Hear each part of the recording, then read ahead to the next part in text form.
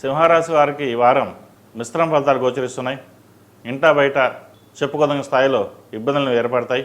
ఏ పని చేసినా వెనక్కి వెళ్ళడం, బంధువులతో విరోధం, ఒక కన్స్ట్రక్షన్ చేద్దాం అనుకుంటారు, ఒక ఇల్లు కొందాం అనుకుంటారు, అది అడ్వాన్స్ ఇచ్చిన తర్వాత అది మోసం చేయడం, అది మోసపోవడం, ఇటువంటివి జరుగుతుంటాయి. ఏదైనా మనం చక్కగా ఉన్నాం, 10 మందికి ఉపయోగపడుతున్నాం, మనకే ఎందుకు ఇలా జరుగుతుంది అనుకుంటారు. ఈ రాశి వారికి అష్టమ శని నడుస్తోంది. అలాగే సప్తమంలో రాహు, జన్మరాశిలో కుజకేతువులు, ఏకాదశిలో గురువు కంబస్ట్ అయ్యారు. ఇన్ని పెద్ద గ్రహాలు అంత అనుకూలంగా లేకపోవడం, జీవిత భాగస్వామితో విభేదం రావడం, పార్ట్నర్షిప్లో విడిపోవడం, పార్ట్నర్షిప్ వల్ల నష్టం రావడం, వాళ్ళు మీకు బాగా చేస్తారని చెప్పి మీరు ఇన్వెస్ట్మెంట్ చేసి వాళ్ళు మిమ్మల్ని మోసం చేయడం, ఇటువంటివి జరుగుతుంటాయి. ఏదైనా ఒక పని చేద్దాం అనుకుంటే అది లాగే వాళ్ళు ఎక్కువ ఉంటారు.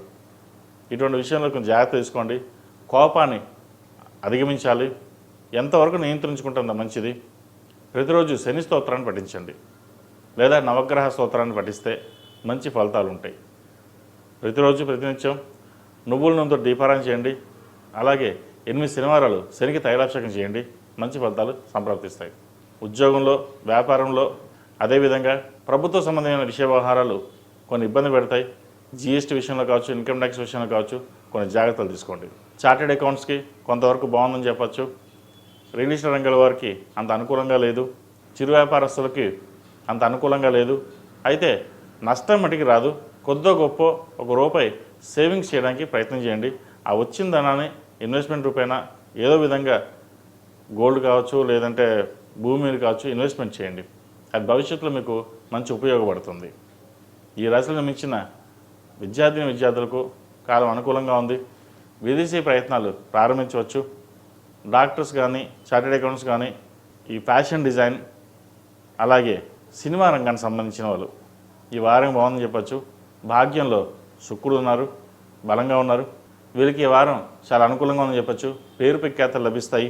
సినీ రంగంలో ఉన్న ప్రతి ఒక్కరికి ఏదో విధంగా ధనం రూపాయి కావచ్చు, పేరు ప్రఖ్యాతలు కావచ్చు, ఏదో విధంగా సంప్రాప్తిచ్చే విధంగా గోచరిస్తుంది. రాజకీయ రంగంలో ఉన్న వారికి కొన్ని జాగ్రత్తలు వహించాలి. పేరు ప్రఖ్యాతలు బాగుంటాయి.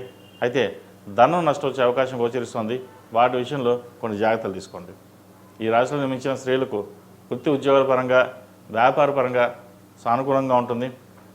సహనాన్ని పరీక్షించినట్టుగా ఆ భగవంతుడు మనం పరీక్షిస్తుంటాడు. ఏమిటి ఈ జీవితం, ఎందుకు ఇలా ఉంది అన్న బాధ ఎక్కువగా ఉంటుంది. వచ్చిన అవకాశాలు వెనక్కి వెళ్ళిపోవడం, ఉద్యోగం పోవడం, ఉద్యోగానికి అప్లై చేసి రాకపోవడం, అలాగే వ్యాపారస్తులకైతే వ్యాపారంలో నష్టం రావడం, ఇటువంటివి జరుగుతుంటాయి. అయితే ఇది తాత్కాలికమండి. కొంతకాలం ఓపిక పడితే మళ్ళీ గాడిలో పడుతుంది. కాబట్టి ఎటువంటి ఇబ్బంది లేకుండా ధైర్యంగా ఉండి, ఎందుకంటే మీ ధైర్యవంతులు, ఏదైనా సరే ముందుకు వెళ్దాం అన్న ధైర్యం మీకు ఎప్పుడు ఉంటుంది. కానీ ఒక్కొక్కసారి గోచారీత్యా డల్ అయిపోతుంటారు. కాబట్టి ఎటువంటి ఇబ్బందులు లేకుండా ధైర్యంగా ఉండి ముందుకు వెళ్ళండి. మంచి ఫలితాలు సంప్రాప్తిస్తాయి. ప్రతిరోజు నవగ్రహ స్తోత్రాన్ని పఠించండి. అలాగే శనికి అధిష్టాన దేవతైన దుర్గాదేవికి, శనికి అధిష్టాన దేవతైన దుర్గాదేవి కాబట్టి అమ్మవారిని ప్రతిరోజు చిటికడు కుంకుమార్చన చేయండి. అష్టోత్తరంతో కుబేర కుంకుమ కావచ్చు, ఆరవల కుంకుమ. కుబేర కుంకుమతో పూజ చేయడం వల్ల ఏదైనా రావాల్సిన ధనం స్ట్రక్ అయినా సరే మళ్ళీ రావడం, ఇటువంటి జరుగుతుంటాయి కొన్ని. కాబట్టి ప్రతిరోజు సాధ్యమైనంత వరకు అమ్మవారి ఆరాధన చేయండి. మంచి ఫలితాలు సంప్రాప్తిస్తాయి. ఈ రాశిలో జన్మించిన వారికి కలిసి వచ్చే సంఖ్య 1, కలిసి వచ్చే రంగు తెలుపు. ఏదైనా పని మీద బయటికి వెళ్ళాలంటే ఆదివారం కానీ శనివారం అడిగిన వెళ్ళండి. మంచి ఫలితాలు సంప్రాప్తిస్తాయి.